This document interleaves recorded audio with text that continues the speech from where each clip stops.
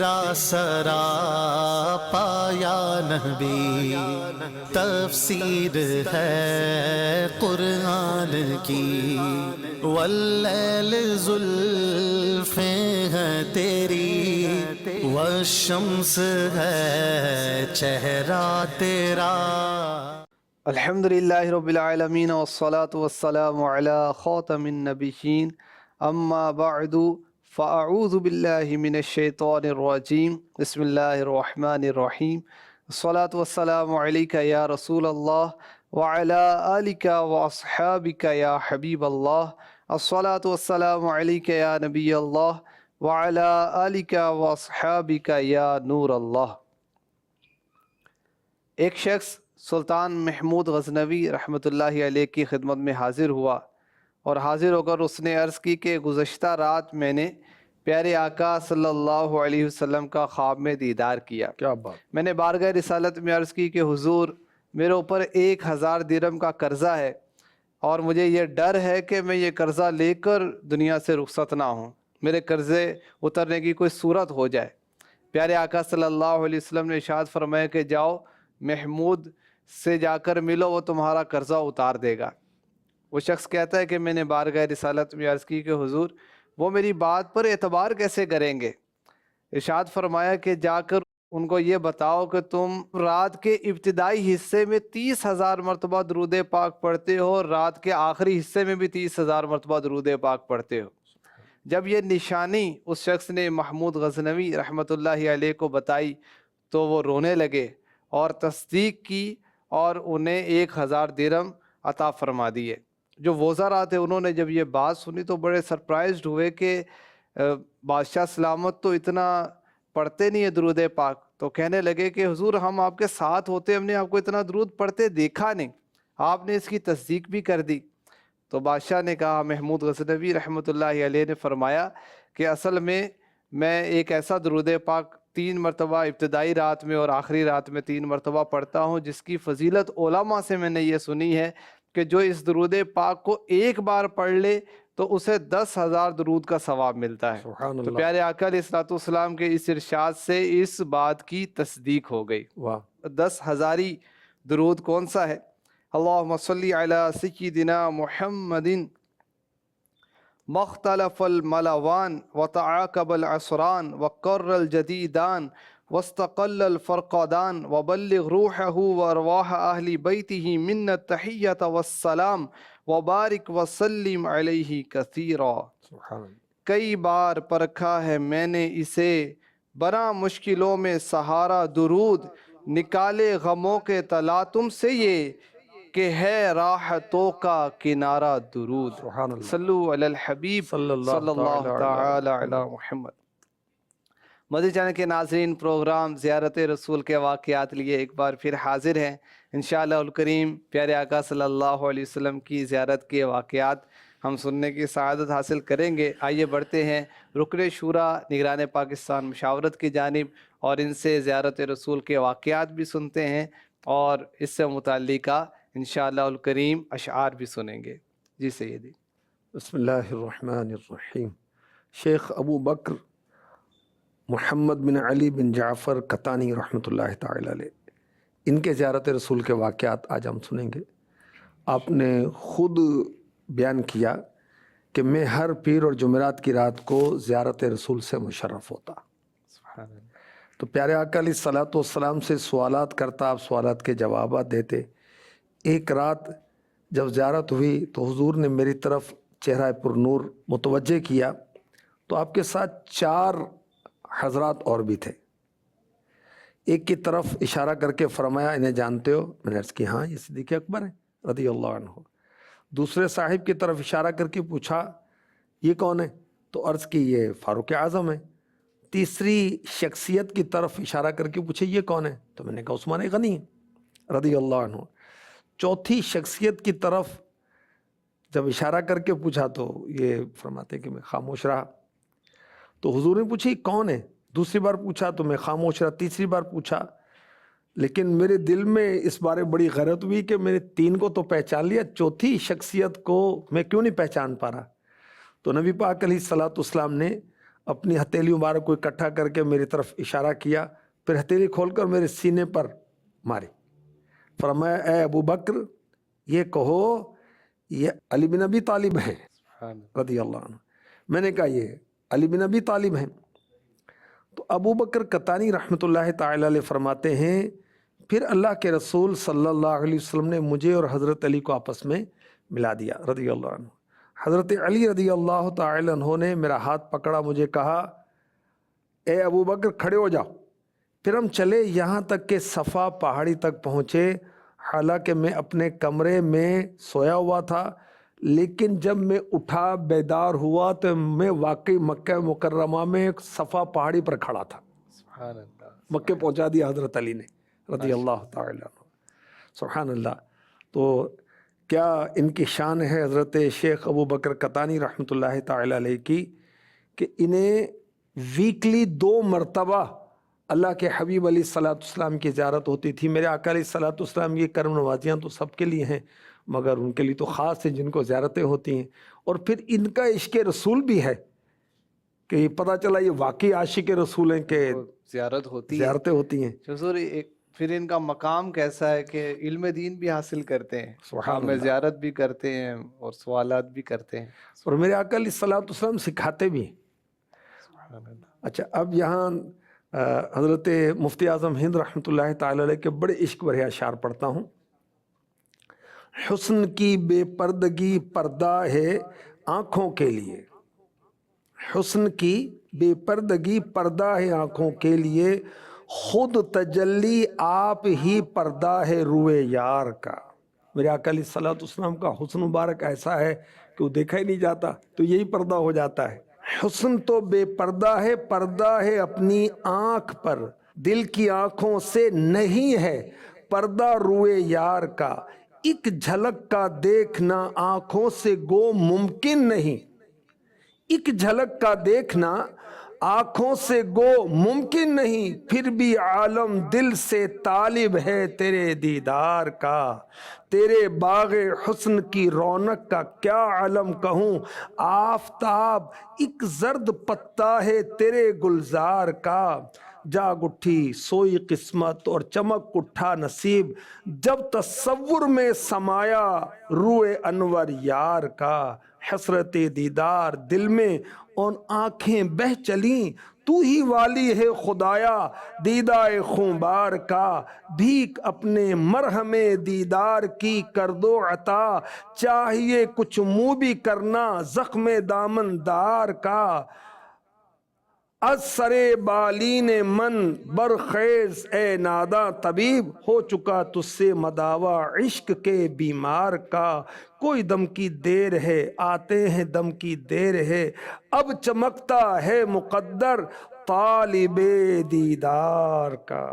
سبحان اللہ۔ مزید سنیے، کوثر و تسنیم سے دل کی لگی بجھ جائے گی، میں تو پیاسا ہوں کسی کے شربت دیدار کا، آئینہ خانہ میں ان کے تجھ سے صدہا مہر ہیں، مہر کس منہ سے کیا ہے حوصلہ دیدار کا، مہر یعنی سورج، کہ سورج ان کے تو آئینہ خانہ میں تجھے سے سینکڑوں سورج ہے، مہر کس منہ سے کیا ہے حوصلہ دیدار کا، ہفت کشور ہی نہیں 14 طبق روشن کیے، عرش و کرسی لامکاں پر بھی ہے جلوہ یار کا، زرد رو کیوں ہو گیا خورشید تاباں سچ بتا، اے چمکتے دمکتے سورج تو بتا کہ تیرا منہ کیوں اتر گیا، تیرا چہرہ کیوں زرد ہو گیا، پیلا رنگ ہو، پیلا کیوں ہو گیا تیرا چہرہ، زرد رو کیوں ہو گیا خورشید تاباں سچ بتا، دیکھ پایا جلوہ کیا اس مطلع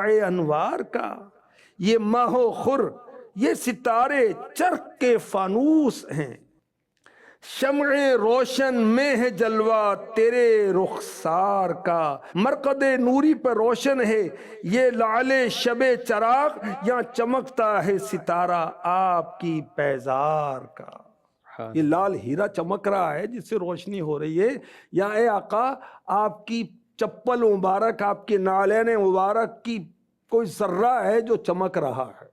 سبحان اللہ۔ اللہ پاک ہمیں بھی حضرت ابو بکر قطانی رحمۃ اللہ علیہ کے صدقے میں جلوائے یار سے مستفیض فرمائے، جلوائے رسول سے مالا مال فرمائے۔ ہاں سر، یہ جو ابھی خواب کا واقعہ ہم نے سنا، تو ویسے تو ہر پیر جمعرات کو زیارت ہوتی تھی، پھر ایسا بھی کرم ہوا کہ خلفائے راشدین بھی کرم فرما ہیں اور وہ بھی موجود ہیں، ان کی بھی زیارت ہوئی۔ تو ویسے تو تمام صحابہ ہی جنتی ہیں، ہر صحابی نبی جنتی، لیکن صحابہ کرام میں خلفائے راشدین کا ایک خاص مقام ہے، چاروں کی زیارت ہو رہی ہے، روایات میں بھی اس طرح کا ملتا ہے۔ تو کوئی حدیث پاک بیان ہو جائے، ان کی شان و عظمت بیان ہو۔ میرے نبی، پیارے نبی، سونے نبی، آخری نبی، نبی امی محمد عربی صلی اللہ علیہ وآلہ وسلم کا مشہور ارشاد جو ہے نا، انا مدینۃ العلم، یہ حدیث پاک میں آپ کو سناتا ہوں۔ انا مدینۃ العلم وابو بکر اساسها وعمر حیطانها وعثمان سقفها وعلی بابها، میں علم کا شہر ہوں، ابو بکر اس شہر کی بنیاد ہیں، عمر اس کی دیوار ہیں، عثمان اس کی چھت ہیں، علی اس کے دروازہ ہیں۔ سبحان اللہ۔ یہ چاروں جو ہیں یہ یک جانو یک دل ہیں، یعنی آپس میں کوئی استغفر اللہ کوئی دوری نہیں ہے، یہ دلی طور پر ایک ہی ہیں۔ اور اعلیٰ حضرت نے کتنے پیارے انداز سے اس کو وہ نظم کیا، تیرے چاروں ہمدم یک جانو یک دل، ابو بکر فاروق علی ہیں۔ میرے آقا علیہ الصلوۃ والسلام کے یہ چاروں جو ہمدم ہیں، ہر وقت ساتھ ہیں اور جان نثار کرتے ہیں، یہ آپس میں بھی یک دل ہیں، یک جان ہیں۔ اور ایک اور جگہ پر میرے آقا اعلیٰ حضرت نے 2 مصروں میں ایک شعر کے اندر چاروں خلفاء کا ذکر بھی کر دیا، ان کی شانیں بھی بیان کر دیں، کیونکہ صدیق اکبر کا صدق ہے، فاروق اعظم کا عدل ہے، عثمان غنی کا کرم سخاوت ہے، اور حضرت علی کی ہمت ہے، شجاعت ہے۔ خاص طور پر یہ وصف ان کے نمایاں ہیں، ان چاروں کو ایک ہی شعر میں بیان کر دیا۔ صدق و عدل و کرم و ہمت میں، صدق و عدل و کرم و ہمت میں، چار سو شہرے ہیں ان چاروں کے، چار سو شہرے ہیں ان چاروں کے، ان چاروں کے 4 سو ہر طرف چرچے ہیں، کس چیز کے؟ میرے آقا صدیق اکبر کی صداقت کے، اور میرے آقا فاروق اعظم کی عدالت کے، میرے آقا عثمان غنی رضی اللہ تعالی عنہ کے کرم کے، سخاوت کے چرچے ہیں، اور مولا علی مشکل کشا، شیر خدا، مرحب کشا رضی اللہ عنہ کے چرچے ہیں، شجاعت کے، ہمت کے۔ تو اعلیٰ حضرت نے ایک ہی مصرے کے اندر چاروں خلفاء کی شانیں بیان کر دی۔ اور الحمدللہ اہل سنت کا ہے بیڑا پار، صحاب حضور نجم ہیں اور ناؤ ہے عطرت رسول اللہ کی۔ ہم صحابہ کی بھی شان بیان کرتے ہیں، اور اعلیٰ حضرت نے وہ چاروں کے جو یہ شعر ہے اس کے آخری میں کیا فرمایا، کیسے آقاؤں کا بندہ ہوں رضا، بول بالے میری سرکار۔ الحمدللہ۔ حضرت ابو بکر قطانی رحمۃ اللہ علیہ کے زیارت رسول کے واقعات بیان ہو رہے ہیں، اور ایسا واقعہ کیونکہ یہ تو سیکھتے رہتے تھے، تو کوئی اور زیارت کا واقعہ جس میں کچھ انہوں نے علم دین سیکھا ہو؟ جو دیکھیں کہ آپ بستر سے کوہ صفا پر پہنچ گئے، اللہ والوں کی طاقت دیکھیے، مولا علی مشکل کشا کرم اللہ تعالی وجہہ الکریم کی طاقت دیکھی، اور آپ کا تصرف دیکھیے کہ خواب میں اٹھایا اور مکے میں پہنچایا۔ سبحان اللہ۔ اور میرے آقا علیہ الصلوۃ والسلام کی ان کو زیارت ہوتی رہتی تھی۔ حضرت ابو بکر محمد بن علی قطانی رحمۃ اللہ علیہ فرماتے ہیں، میں نے خواب میں نبی کریم صلی اللہ علیہ وسلم کی زیارت کی تو آپ صلی اللہ علیہ وسلم نے ارشاد فرمایا، جو شخص لوگوں کے سامنے کوئی ایسی چیز مزین کر کے پیش کرتا ہے، بنا سوار کے پیش کرتا ہے جو علم الہی کے مطابق اس میں موجود نہیں، تو اللہ پاک ایسے شخص کو ذلیل و رسوا کر دے گا۔ اور بڑی اپنے کارنامے بتا رہے ہوتے ہیں بعض، تاکہ لوگوں کے دلوں میں جگہ بنائیں، تاکہ لوگ کہ ارے اچھا، ارے واہ بھائی واہ، اچھا واقعی، تو وہ ایک لطف لینے کے لیے، حظ لینے کے لیے، مزے لینے کے لیے۔ تو میرے آقا علیہ الصلوۃ والسلام نے خواب میں آ کر یہ نصیحت فرمائی اور ایک تربیت فرمائی، ریاکاری کی مذمت فرمائی۔ اللہ کرے ہم ریاکاری سے بچیں۔ امیر اہل سنت اپنے شعر میں فرماتے ہیں، خوب مخلص بنوں میں ریا سے بچوں، ہو نگاہ کرم تاجدار حرم۔ یعنی ہم ایسے ہو جائیں کہ کوئی تعریف کرے تو خوشی نہ ہو، کوئی مذمت کرے تو غم نہ ہو، بس اللہ کی رضا کے لیے لگے رہے نیکیوں میں۔ اللہ کرے۔ چھوٹا بچہ ہوتا ہے، اس کے سامنے وہ تعریف کرے یا مذمت کرے اس کو سمجھ بھی نہیں آتی۔ جی یہ ایک اللہ والوں کی شان بیان کی گئی۔ حضور ریاکاری کی ایک جو صورت ہوتی ہے کہ ایک عبادت کی ہے بندے نے، اس کو لوگوں پر ظاہر کر رہا ہے، تو اس خواب میں جو ارشاد مبارک ہے کہ علم الہی میں ویسا ہے ہی نہیں، یعنی یہ لگ رہا ہے کہ بغیر عمل کے ہی ریاکاری کر رہا ہے، عبادت نہیں کرتا مگر شو کر رہا ہے میں عبادت کر رہا ہوں، تہجد نہیں پڑھتا شو کر رہا ہے میں تہجد پڑھتا ہوں۔ یہ صورت بنے گی اس میں، دھوکہ دے رہا ہے۔ ریا تو خیر عمل کر کے وہ ہوتی ہے۔ آئی بزرگ کا ایک قول ہے کہ پہلے لوگ عمل کر کے ریا کرتے تھے، اب عمل کیے بغیر ریا کرتے ہیں۔ اللہ کی پناہ۔ حاجی نہیں کیا، وہ لوگ حاجی صاحب کہہ رہے ہیں تو راضی ہو رہے ہیں، اور خیر یہ تو انہوں نے کہا نہیں، لیکن منع نہیں کر رہے۔ منع نہیں کر رہے نا، چپ کر کے بیٹھے سن رہے ہیں، وہ اس سے لطف اندوز اور انجوائے کر رہے ہیں۔ استغفر اللہ۔ تو اللہ ہمیں ریاکاری سے بچائے۔ اللہ اور اس کے رسول کی بہت زیادہ ناراضی ہے اس میں، ریاکاری کے اندر۔ حضرت امام ابو بکر قطانی رحمۃ اللہ تعالی علیہ سے ایک اور خواب مروی ہے، کہتے ہیں میں خواب میں زیارت رسول سے مشرف ہوا، بارگاہ رسالت میں عرض کی، اللہ پاک سے دعا فرمائے کہ میرے دل کو مردہ نہ کرے۔ اچھا، ہم بزرگوں کے پاس جاتے ہیں، پیروں کے پاس جاتے ہیں، جن سے ہمیں حسن زن ہوتا ہے، ان کے پاس جاتے ہیں تو ہم تو ہائے دنیا ہوئے دنیا، کاروبار، مال، اولاد، جان، مکان، گاڑیاں، ان چکروں میں رہتے ہیں۔ یہ دیکھیں خواب میں اللہ کے حبیب کی زیارت کر رہے ہیں تو فکر آخرت والی بات ہے کہ میرا دل مردہ نہ ہو جائے۔ تو اللہ کے حبیب علیہ الصلوۃ والسلام نے فرمایا کہ تم روزانہ 40 مرتبہ یعنی 40 ٹائم پڑھا کرو، یا حی یا قیوم لا الہ الا انت، تو اللہ پاک تمہارے دل کو زندہ رکھے گا۔ میرے آقا علیہ الصلوۃ والسلام حیات پاک میں بھی امت کی تربیت فرماتے رہے، اور دنیا سے پردہ فرمانے کے بعد بھی خوابوں میں آ کر اپنے امتیوں کو سکھا رہے۔ خود فرمایا انما بعثت معلما، میں معلم بنا کر بھیجا گیا ہوں۔ تو اللہ ہمیں بھی توفیق دے، ہم نیکی کی دعوت دیں، بالخصوص اپنی اولاد کو سکھانے کے تعلق سے اللہ ہمیں حرص نصیب کر دے کہ اپنے بچوں کو نماز سکھا دوں، میں قرآن سکھا دوں، میں فرض علوم سکھا دوں، میں اور معاملات سکھا دوں، تاکہ ان کی تربیت ہو جائے، بچپن ہی سے ان کے اندر نیکی راسخ ہو جائے اور یہ نیک بن جائے۔ اللہ کرے۔ یہ اللہ والے تھے، ان کو فکر تھی کہ دل مردہ نہ ہو جائے۔ تو حضور یہ بھی ارشاد ہو جائے، دل مردہ کیسے ہوتا ہے؟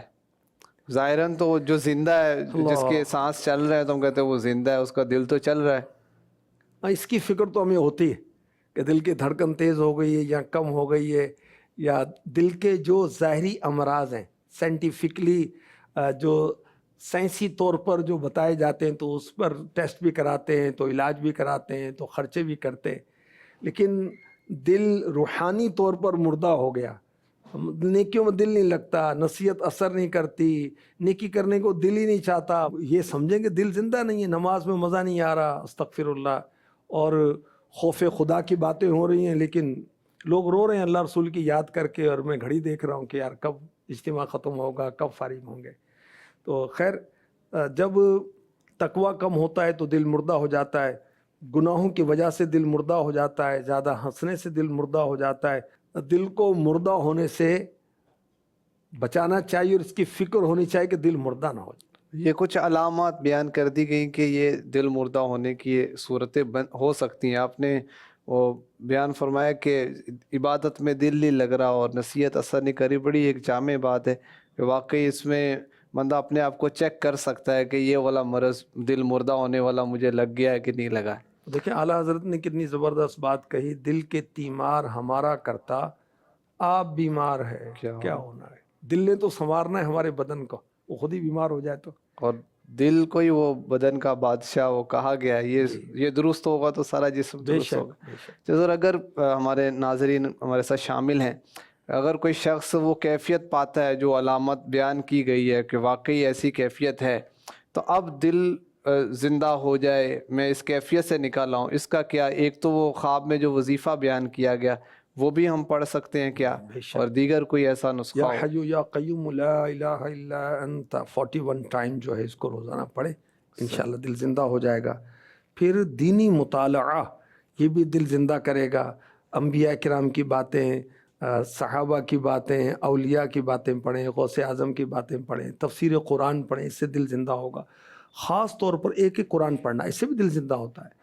تدبر کے ساتھ غور کر کے قرآن پڑھیں گے انشاءاللہ دل زندہ ہو جائے گا۔ زیادہ ہنسنے سے بچیں، انشاءاللہ اس سے دل زندہ ہوگا۔ کم کھانے سے بھی دل زندہ ہوتا ہے۔ سورہ یاسین کی بطور خاص فضیلت بیان کی گئی کہ اس سے دل زندہ ہوتا ہے۔ عید کی راتیں جو آتی ہیں، عید الفطر، عید الاضحیٰ، ان راتوں میں اگر اللہ کی عبادت کی جائے اس سے بھی دل زندہ ہوتا ہے۔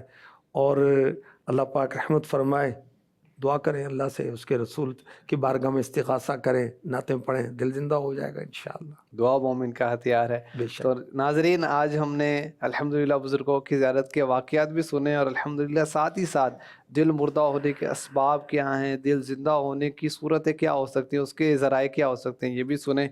پروگرام کے آخر میں ہم ایک وظیفہ بھی سنا کرتے ہیں، آئیے آج کا وظیفہ بھی سن لیتے ہیں، زیارت رسول کا وظیفہ۔ جو شخص روزانہ 40 دن تک 40 مرتبہ 40 ٹائم 40 ڈیز انشاءاللہ الکریم زیارت رسول سے مشرف ہوگا۔ یہ درود پاک پڑھنا ہے، اللہم صلی وسلم علی سیدنا محمد مظہر اسرارک و منبع انوارک الدال علی حضرت ذاتک صلاة ترضاها منا له ما دام موسیٰ نجیہ و ابراہیم خلیل و محمد حبیبہ۔ تو انشاءاللہ الکریم اسے زیارت رسول کا شرف حاصل ہوگا۔ اللہ کریم کی بارگاہ میں دعا ہے کہ ان بزرگان دین کا صدقہ اللہ پاک ہمیں بھی اپنی عبادت کرتے ہوئے، علم دین حاصل کرتے ہوئے، نیکیاں کرتے ہوئے اپنی زندگی بسر کرنے کی توفیق عطا فرمائے۔ جس طرح وہ گناہوں سے بچ بچ کر خوف خدا میں ڈھل کر وہ زندگی گزارا کرتے تھے، اللہ پاک ان کا صدقہ نصیب فرمائے۔ آمین بجاہ خاتم النبیین صلی اللہ تعالی علیہ وسلم۔ تیرا سرا پایا نبی تفسیر ہے قرآن کی، واللیل زلفیں ہیں تیری، والشمس ہے چہرہ تیرا۔